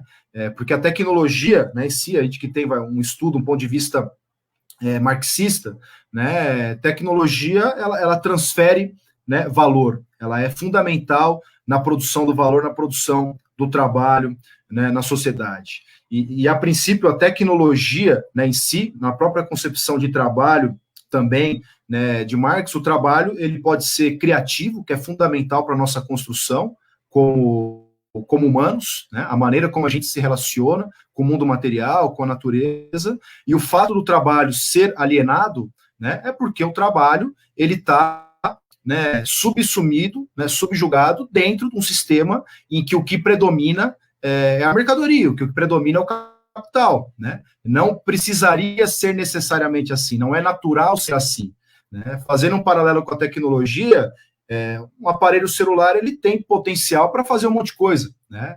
Inclusive para se comunicar e criticar o capital. A gente no LACOPS faz muito essa discussão, né? Então, isso inclusive com relação à publicidade, né? A publicidade é um campo, um subcampo da comunicação, da prática profissional também, que é bastante associada ao mercado, ao capital, mas não é necessariamente, não precisaria ser assim, né? Publicidade significa publicizar, né? Publicizar uma ideia, né? E essas ideias publicizadas, elas servem principalmente a grandes empresas, organizações, ao comércio e ao capital, porque as relações sociais são assim, porque as relações de classe são assim, né? Agora, é possível trabalhar, por exemplo, uma publicidade com fim comunitário e social? É possível. A gente faz isso no LACOPS, né? Campanhas que a gente fez com projetos do Morro da Providência, né? Com o que a gente fez com o Armazém do Campo do MST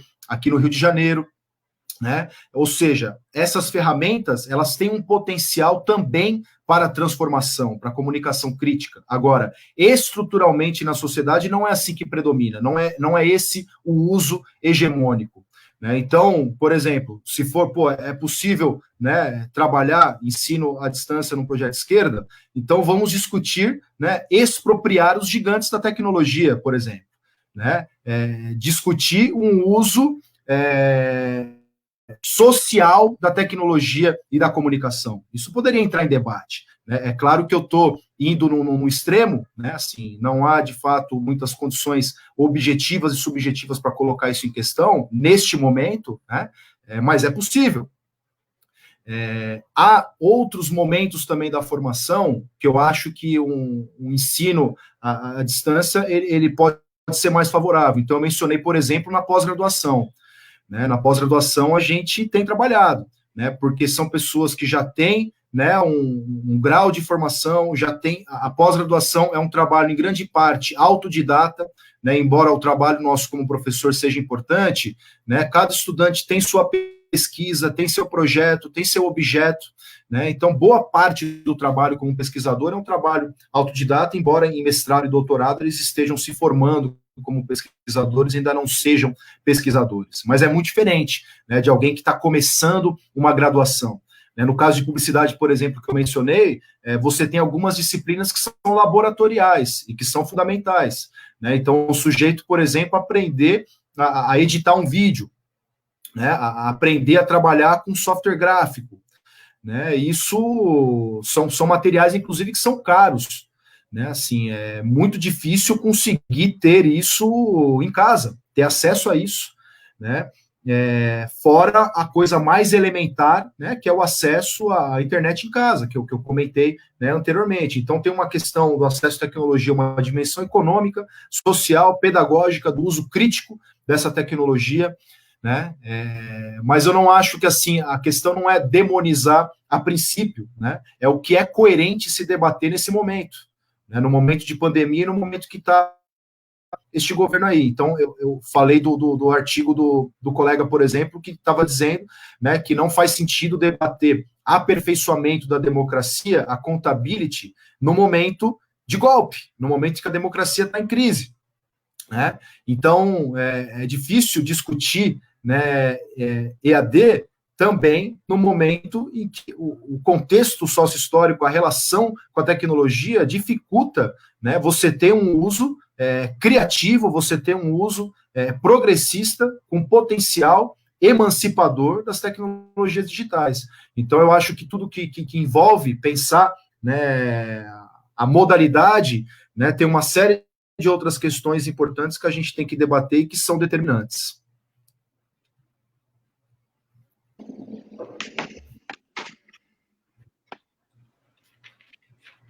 Bom, E só uma outra coisa, desculpa, não quero te cortar, Nino, mas que a Andréa mencionou, tem muita coisa já que a gente faz que a gente usa as tecnologias, né? Então, trabalhos de orientação, por exemplo, a gente faz muito à distância, né? Não é uma sala, né, de aula, né, virtual, mas assim, agora, nesse momento, por exemplo, né, que é uma das questões aqui que motivou esse encontro, né, de possível plano de metas, que é um linguajar, né, aí já extremamente corporativo também, que mostra o que eu falei, que é muito perigoso, essa capturação, né, essa captura, né, da nossa mente, da nossa palavra, né, por uma lógica organizacional, corporativa, do capital, né? A gente está trabalhando, né? Como é que a gente está orientando, por exemplo, né, quem trabalha na pós-graduação, ou mesmo orientando os de iniciação científica de graduação? A gente está fazendo tudo isso, né? A gente segue trabalhando, né?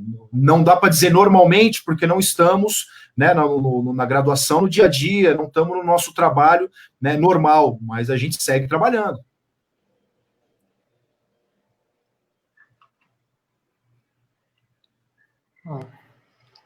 Acho que isso é bem importante de pontuar, né, que ao contrário, né, do que é amplamente disseminado, o nosso trabalho não é só o tempo que a gente está em sala de aula, né? Muito pelo contrário, a maior parte do nosso trabalho não é o tempo que a gente está em sala de aula, porque a gente faz ensino, pesquisa e extensão, e o próprio ensino não é só o tempo que a gente está na sala de aula, né? E que as universidades têm tido um papel muito importante em todas as áreas para combater a pandemia, né? Tanto no sentido de procurar soluções que tornem essa pandemia menos duradoura, quanto no sentido de garantir a sobrevivência das pessoas durante a pandemia. Então, em geral, aparecem muitas iniciativas absolutamente fundamentais da área da saúde, da área da engenharia. Aqui a gente tem uma professora... isso quer dizer, aqui a gente tem uma professora de serviço social e um professor da comunicação, né? E tanto o serviço social quanto a comunicação têm projetos fundamentais né? A questão da assistência social é fundamental nesse momento, e a questão da comunicação, tanto no acesso a informações confiáveis, de qualidade, quanto a questão dos laços, né, da manutenção dos laços, né, das pessoas se engajarem nas campanhas, né, tudo isso a comunicação e o serviço social estão fazendo, né, assim como todas as outras áreas da universidade estão envolvidas. Então, a universidade está muito em movimento, né? Eu adoraria estar parada. Estou trabalhando loucamente. Tenho certeza que adoraria estar parada só dando um jeito de sobreviver nessa pandemia. Tenho certeza que essa é a realidade, né, de docentes, né, de técnicos e de discentes, né, porque se a gente já tinha uma realidade de discentes com dificuldades, de dificuldade de comer, dificuldade de chegar na universidade, né, com um desemprego enorme, né, com ampliação desse desemprego que já era gigante, né, a situação que essas pessoas estão tendo, né, então são outros elementos, né, que estão relacionados aí, que já foram mencionados pelos nossos debatedores para a gente falar, né. Eu não poderia deixar de falar, de rebater as acusações que quem problematiza e vê muitas dificuldades no ensino remoto são tecnofóbicos, né. Então, eu sou super chegada na tecnologia, eu adoro a tecnologia. Imagina, eu que dou aula de fotografia, né, que sou professora de cinema, né, sou super tecnofóbica. Né? Ensino meus alunos a mexerem em câmeras, em máquinas, em refletores, mas sou super tecnofóbica, né? Mas, enfim, para gente continuar, tem um comentário aqui, né, que nesse momento, né, a pessoa opina, né, nesse momento mais necessário é debatermos a universidade pós-pandemia. Né? Desejo tanto que sejam repensados os critérios de produtivismo que gerou o cientificismo, o produtivismo, né? Então, ampliando as desigualdades. Vou pedir para vocês comentarem um pouco esse comentário. Não sei quem começa. Tanto faz. Quer que eu comece? Eu queria começar falando uma coisa que eu acho fundamental. Nós não estamos parados. Tem ninguém parado. A universidade está funcionando. A universidade está aí em várias linhas de frente de enfrentamento da pandemia, das consequências da pandemia. A universidade está aí na luta pela garantia de um mínimo de sociabilidade democrática, a gente, pelo menos como um terreno comum, pelo que a gente está lutando. A universidade está fazendo pesquisa, a universidade está fazendo extensão, a universidade está atendendo, né? Então, não tem ninguém parado. Ou seja, não há imobilidade. É uma ideia que precisa cair por terra. A gente não está parado, a gente está funcionando, a gente está trabalhando.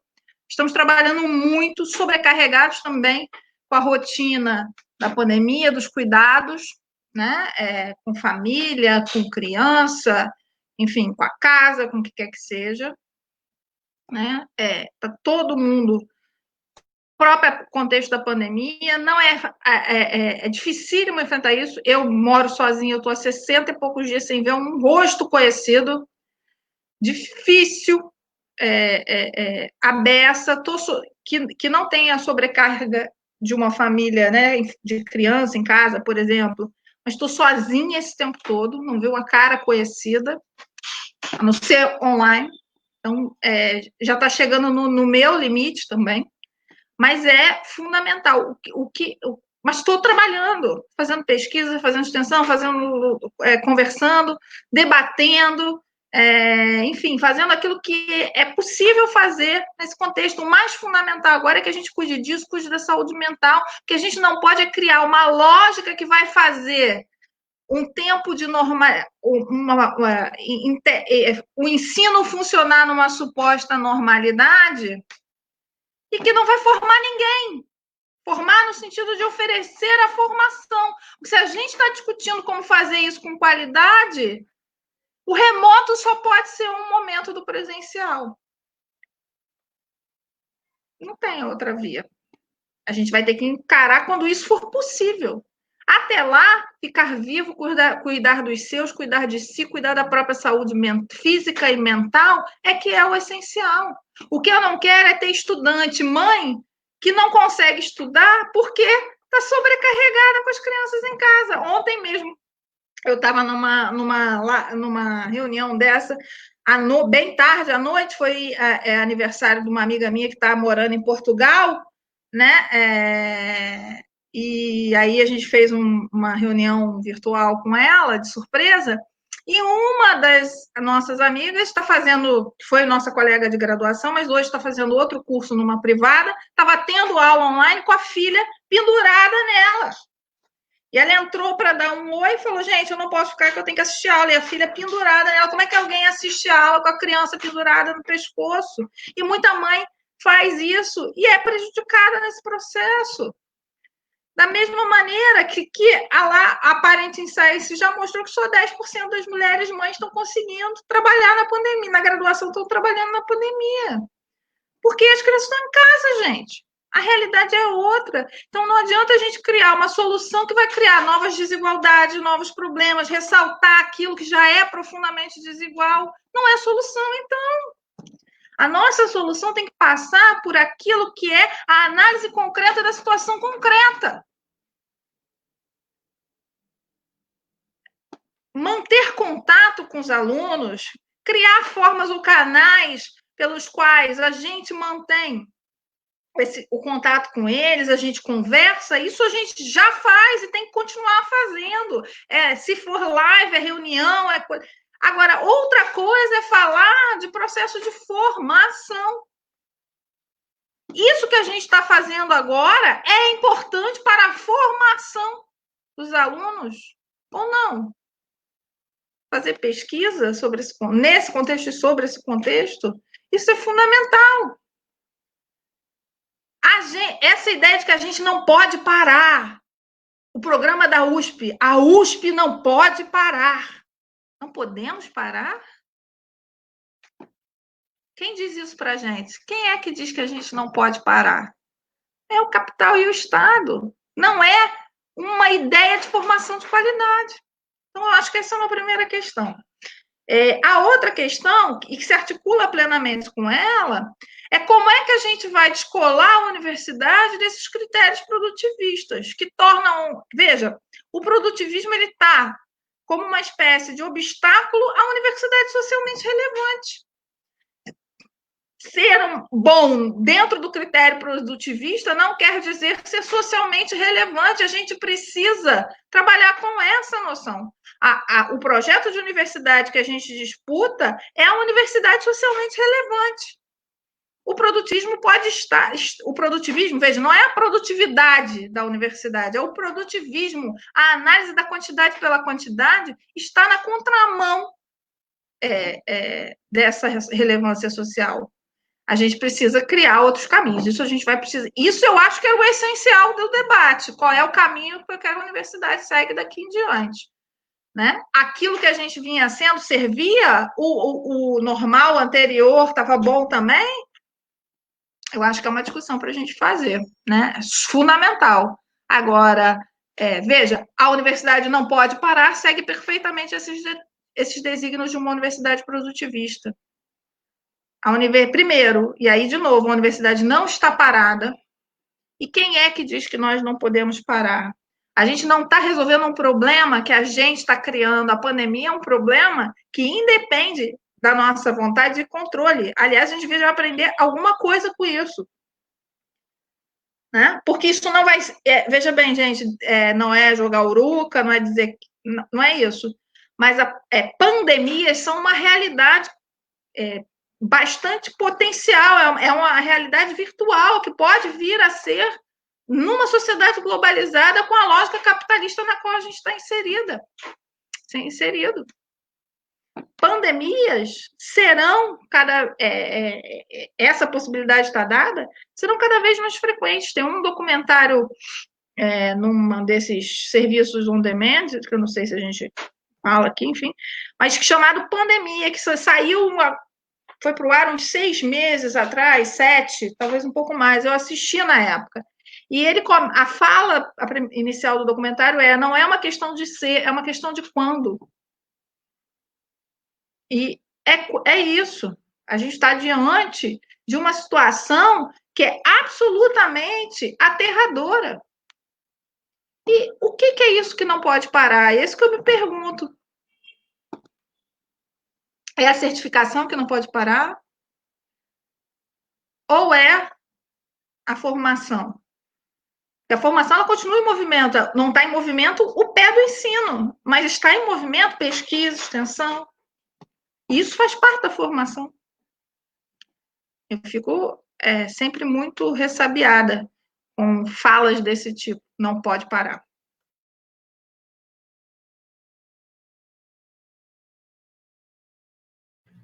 A gente estava até conversando um pouco, né, sobre isso antes. Eu tenho muito medo e inquietação com essa conversa corrente hoje no cotidiano de um novo normal, né?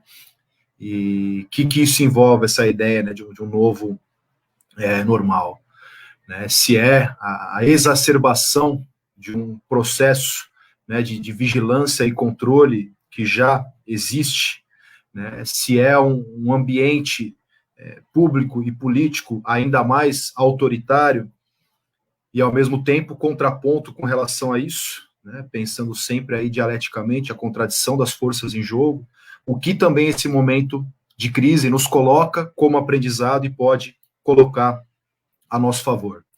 Né? E acho que não tem como não mencionar, né? A gente teve uma fala do Lula ontem que gerou uma grande polêmica, né? E como sempre, quando envolve, né, o Lula, há uma ampliação, né, muito grande aí da crítica, né, a ele, a fala e a figura do Lula. Né? Então, quando você, por exemplo, as pessoas que às vezes não estão muito, né, habituadas a discutir e fazer leitura crítica da mídia, que é algo que eu comentei que é muito importante, né, como dimensão pedagógica da nossa relação com a tecnologia e com a mídia hoje, talvez não se deu conta que a maneira como quem assistiu aí, né, telejornais ontem aí da mídia hegemônica falando sobre esse fato, eles tiveram cuidado, né, de no mesmo quadro, né, da programação do jornal, colocar o Lula falando, né, e na sequência o Bolsonaro. E qual que é a leitura, né, que o público comum faz disso? Né, principalmente aí os isentões e oportunistas de plantão. Né, tá vendo? Né, Lula e Bolsonaro, né, são farinha do mesmo saco. E é exatamente isso, né, que a construção ali do telejornal buscou mostrar na maneira como colocou. Né, e como o Pedro aqui, meu colega Pedro Aguiar, né, sempre muito sagaz, atento também, colocou que tiraram de contexto a fala, totalmente, né? Se você for observar a fala e o contexto, o que ele faz? Ele usa de uma figura de linguagem, né, o oxímoro, né, o paradoxo, ele diz, né, ainda bem que a natureza criou esse monstro do Covid, né, para mostrar para muita gente que estava cega como o Estado é importante. Ou seja, ele não está ali, né, ele poderia ter tido mais cuidado, certamente. Né? Há uma tragédia em curso, né? Milhares de pessoas morreram, né? Os parentes não estão conseguindo, né, enterrar, né, os seus mortos. É claro que isso tudo é verdade, mas o que ele destaca? Ele não está falando bem do Covid, ele fala esse monstro Covid. Ainda bem que criou esse monstro. É um paradoxo, um oxímoro, né? Para mostrar que, de fato, este momento, embora seja trágico, nos traz aprendizados, nos traz uma série de aprendizados. Né? E nisso eu concordo inteiramente com ele. Né? Então, por exemplo, uma questão rápida, né, e que é bastante importante, eu acho que a gente pensar. Né? A gente vive um contexto, desde o início desse governo, de intenso ataque à ciência e à universidade pública. E a gente pôde assistir, né? Assim, eu sou da comunicação, eu estou sempre atento também ao que a grande mídia está falando, né? E programas, né, jornalísticos, semanais também da grande mídia, exaltando a ciência, exaltando a produção científica da universidade pública. Isso, por exemplo, eu acho que é importante e que pode ser usado a nosso favor na luta que a gente tem para fortalecer a educação pública, para fortalecer a ciência na universidade pública, os projetos de extensão. Né? Então, eu vi alguns programas, assim, de quase que inteiros, né, falando sobre o que está sendo produzido na universidade, né, a importância da formação para lidar com a desinformação também relacionadas aí a vacinas, né, a fake news com relação ao coronavírus, né, assim, que chá de alho, que não sei o que lá, cura, né, o coronavírus, como circulou em várias correntes, né, por ali, né, assim, e uma outra coisa, né, a gente viu, inclusive, na Espanha isso acontecer, não lembro direito os dados, mas tiveram que estatizar hospitais privados para lidar ali com o número, né, de doentes com a Covid-19. Né? Assim, no Brasil, a gente tem o SUS, que é cotidianamente também massacrado. Se não fosse, né, o SUS, né, certamente a gente teria muito mais gente aí morrendo e passando maus bocados por causa da Covid-19. Né? Então, o papel do Estado, né, na regulação social, né, no investimento na educação pública, da saúde pública, eu acho que são questões que estão vindo à tona, né, e que é um debate que a gente pode e deve fortalecer, né, para defender cada vez mais, né, a universalização do ensino público, gratuito, né, e laico, de qualidade. Né. Sobre produtivismo, eu creio que já há um movimento tímido, embora a gente tenha um monte de maluco hoje, né, aí nas agências de fomento, mas já há uma discussão para se mudar, né, algumas lógicas aí de aferição do trabalho, sobretudo na pós-graduação, né, e isso eu acho que já é um movimento que é importante, mas eu acho que vai a questão que acho que é uma colega, né, que colocou, vai além disso também. Eu acho que é uma série de coisas, eu busquei enfatizar isso na minha fala, né, que eu acho que o processo mais perverso que tem, né, de captura do nosso pensamento, né, do nosso trabalho pelo capital, se dá no cotidiano, né. Então, a maneira como, por vezes, né, inclusive nos projetos pedagógicos, e alguns conteúdos, e alguns debates, né, o que é trabalhado ali como conhecimento emula, né, as lógicas do mercado. Né, e isso eu acho que é extremamente perigoso. Né. É claro que você vai ter algumas áreas em que o próprio estudante ali, né, na verdade, boa parte delas é um debate, na verdade, até sobre o sentido da universidade pública, né, assim, porque a gente tem uma universidade pública, mas a gente não tem um projeto popular na universidade pública. Né, não existe uma discussão institucional da construção de um projeto de país com uma perspectiva popular. Está muito longe disso. Né, assim, eu creio que principalmente ali durante os anos 90, o que se configura é uma universidade voltada para a formação, né, profissional. Né? A gente tem um espaço importante de produção científica e de extensão que nos permite trabalhar de forma crítica e reflexiva, né? Mas a orientação, né, institucional, em grande parte, está na formação, né, de trabalhadores e trabalhadoras. É óbvio que a gente está num debate constante para formar cidadãos críticos, reflexivos, né, para além aí da mão de obra para o mercado de trabalho. Né? Mas a gente sabe que tem, né, é um trabalho constante dessa de formação crítica, que tem muita gente que entra exatamente nisso, né, quer ter ascensão profissional, quer ter uma melhor formação, né, para ocupar melhores postos aí no mercado de trabalho. Né, então, há um tensionamento de orientações. Né, na área da comunicação isso é muito forte. Né, você tem colegas professores que são mais ligados ao mercado. Né, e tem estudantes que gostam disso, né, e que querem isso. Né. Então, é um debate diário, né, de que maneira a gente consegue construir, né, esse tensionamento, né, e de fortalecer consciência crítica, inclusive de colocar a perspectiva, né, de um outro horizonte social, né, que não seja o capitalismo, né, e a maneira como, dentro do próprio debate na universidade pública, a gente tem espaços em que predominam, né, um discurso mercadológico, em que se emulam práticas e linguajar, né, do mercado de trabalho, e que a gente, o tempo todo, né, está envolvido nessa disputa e nesse tensionamento. Né?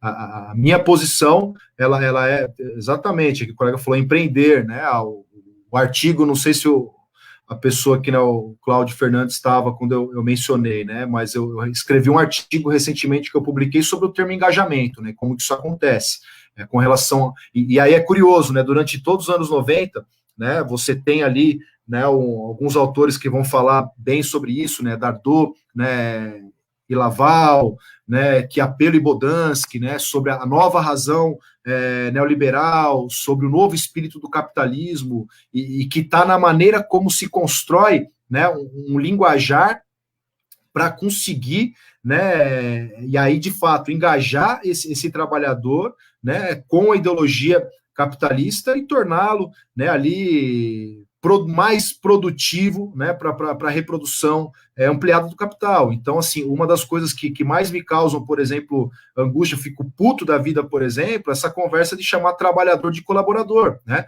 Tá nesse mesmo processo de apropriação da palavra engajamento como alinhamento ali, né, emocional, psicológico do trabalhador com a cultura corporativa, com a cultura organizacional, né? Então valoriza serem, né, cada um empreendedor, né, de si mesmo, essa conversa coach, né, e chamar trabalhador, né, de colaborador, isso é bizarro, né? E é a maneira como isso hoje é dito, é falado, né? É trabalhador, né? Está produzindo valor para o capitalista. Essa é uma outra coisa que mostrou também que é interessante, né? A burguesia ficou maluca, né? Quer de volta que as pessoas voltem a trabalhar, né? E isso mostrou, né, o que o bom velhinho lá já mostrava no século XIX, o bom e velho Marx, que só o trabalhador produz valor, né? A máquina ali sozinha não produz porra nenhuma, né? E isso está evidente, né? Então tem certas coisas, eu acho que certos elementos hoje, né, do debate que mostram de fato o papel do Estado, o papel do trabalhador, da educação pública, da saúde pública.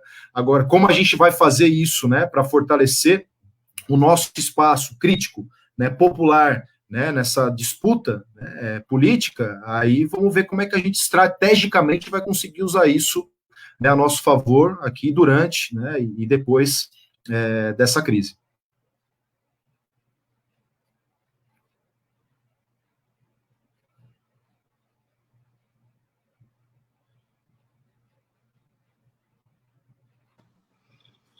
Bom, gente, já estamos nos aproximando, né, do final da nossa live. Infelizmente, ainda tem, né, tanta coisa para a gente falar sobre esse tema, vários comentários aqui interessantes puxando outros ganchos, mas vou pedir para vocês, então, fazerem as considerações finais de vocês, seja dando destaque a pontos que vocês já falaram, mas que precisam ser reforçados, ou então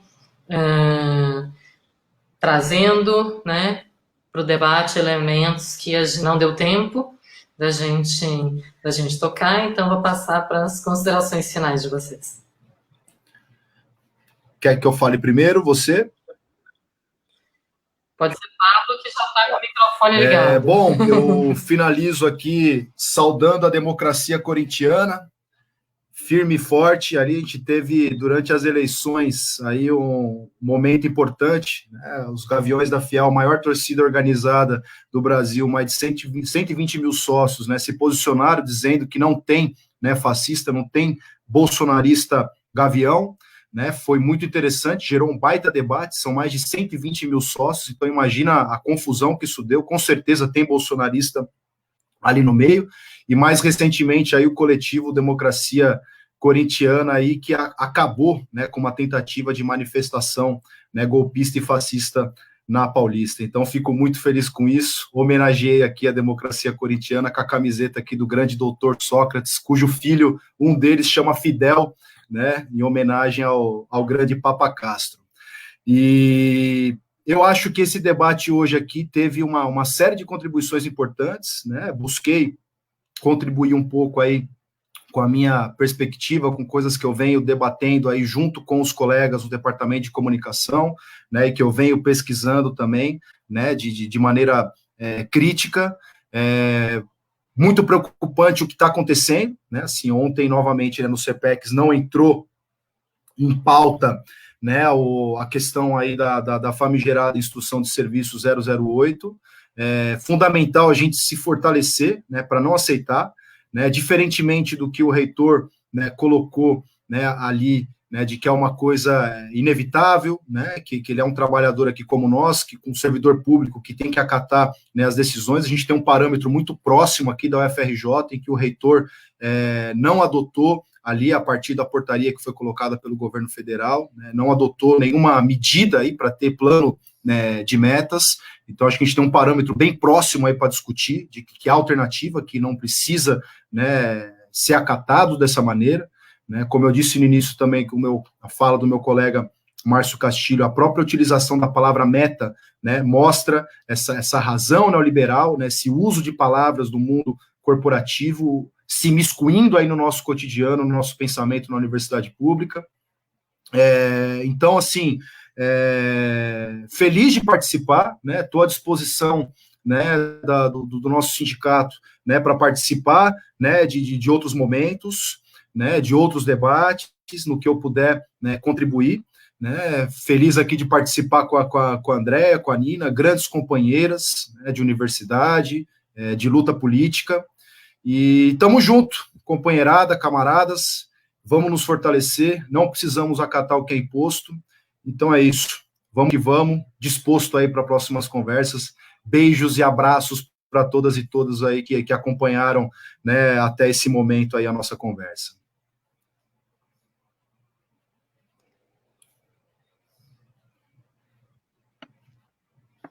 Bom, primeiro agradecer de novo pelo convite para fazer aqui essa conversa com o Pablo, sempre muito prazeroso e com muito aprendizado, né? O Pablo falou coisas que são essenciais. E eu queria chamar a atenção de novo para a questão da nossa instituição especificamente, né? Do modo como tem se comportado a gestão superior, né? É isso, o reitor ele tem o poder da caneta, a gestão superior tem se comportado de modo a achar que efetivamente tem o poder que pertence ao conjunto da comunidade universitária. Então, acho que a gente precisa, tem inclusive a potência, né? Do conjunto da comunidade universitária. Eu acho que a gente precisa enfrentar esse contexto e debater coletivamente, conjuntamente, o conjunto dos 3 segmentos, uma proposta de universidade, insistir num projeto de universidade que a gente vem construindo há 40 anos, antes há 40 anos constrói esse projeto de universidade, né? E acho que a gente precisa avançar, resistir ao avanço dessa universidade neoliberal, dessa lógica que pega carona na pandemia, no extraordinário, para transformar em ordinário, né? Um projeto de universidade que não nos serve, porque ele não contempla exatamente aquilo que o Pablo colocou, uma universidade popular, que é isso que o nosso país precisa, né? Acho que aqui a gente tem uma questão que é essencial, né? E, portanto, a nossa luta não só no âmbito geral, né? A nossa luta política não só no âmbito da conjuntura, do enfrentamento das ações desse governo que nos desqualifica, né? Nos desfinancia, efetivamente faz troça da universidade pública, né? Um dos patrimônios mais fundamentais, né, da cultura brasileira, mas eu acho que fazer esse enfrentamento na nossa universidade, né? Não podemos ser refém de uma lógica que apresenta um projeto de ensino remoto em que envia essa minuta 48 horas antes só para os conselheiros, ainda faz um conselho online fechado. Não aberto à intervenção pública. Isso é muito, da própria comunidade, isso é muito grave, isso é muito sério. E eu acho que isso não é novo, né? Essa apresentação desse tipo de proposta de cima para baixo, sem conversar com a comunidade universitária e com os coletivos dessa comunidade universitária. É algo, para mim, fundamental para a gente enfrentar.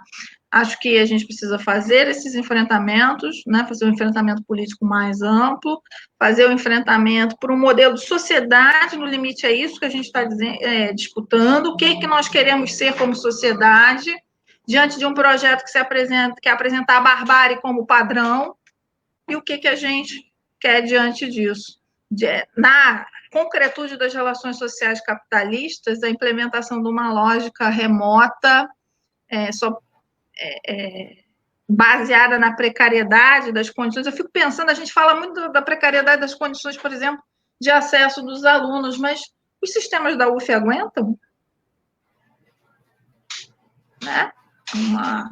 Uma investida significativa as nossas plataformas, será que elas aguentam? E se aguenta, que plataforma é essa que aguenta? É o Google Classroom? É lá que a gente vai fazer formação de massa crítica, sob controle das empresas, num contato com empresas que vivem da acumulação de dados, de informações, do controle, da cessão do controle a partir dessas informações e dados? Acho que isso é muito grave, isso é muito sério, né? E temos aí pela frente um conselho universitário, uma sessão do conselho universitário, também nessas condições, às quais a gente precisa estar atento nesse momento. No mais, queria agradecer,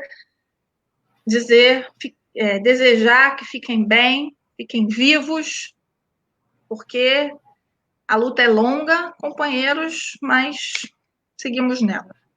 É isso, companheiros e companheiras. Bye, bye.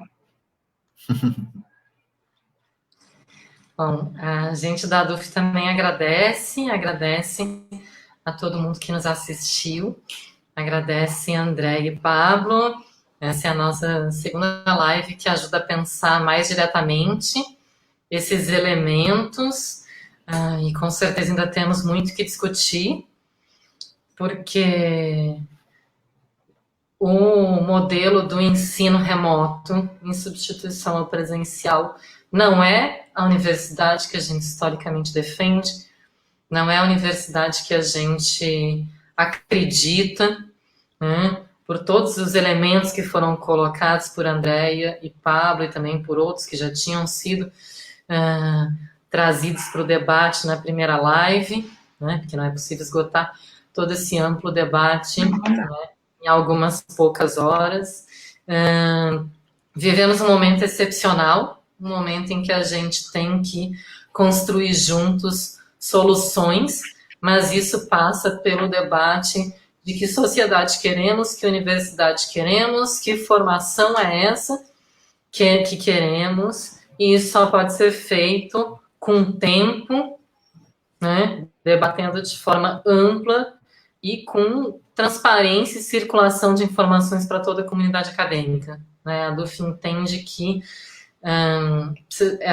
não é qualquer coisa um ensino remoto dentro de uma universidade, que isso muda essa universidade, inclusive para depois do que as condições sanitárias permitirem que a gente volte a ter aglomerações, né? Entendemos que a universidade não vai ser mais a mesma depois dessa experiência, por diferentes fatores, né? E que tudo isso exige tempo, exige estudo, exige conversa, exige dados, exige mapeamentos, exige circulação de informações que não podem ficar restritas a determinados debates. É um momento muito dramático da sociedade e da universidade, que além de estar fazendo tudo que está fazendo no combate à pandemia, também tem que dar conta de pensar nessas questões. E isso não pode ser feito de maneira apressada, e isso não pode ser feito de cima para baixo.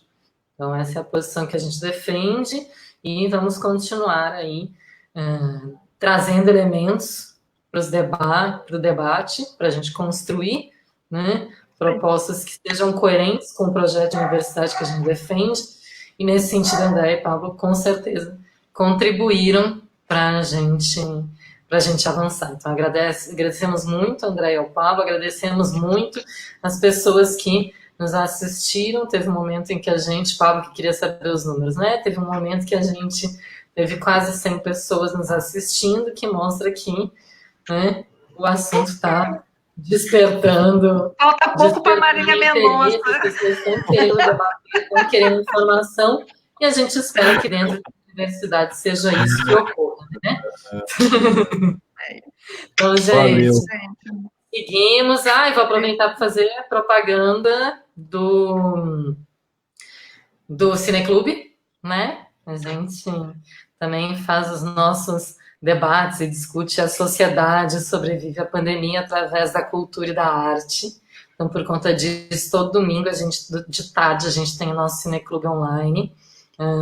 O filme do próximo domingo vai ser um filme que discute a questão da Guerrilha do Araguaia, filme dirigido pelo professor André Queiroz, né, nosso colega de universidade. Então, às 3h a gente exibe o filme, e às 5 vai ter uma live para a gente debater com o André. Então, toda quinta a gente tem debate nas lives nesse formato, e todo domingo o nosso Cineclube. Então, esperamos ver todos vocês domingo, e depois na quinta de novo, e assim por diante, enquanto for necessário para as nossas saúdes. Então, obrigada. Beijo, Pablo, Nina. Obrigada.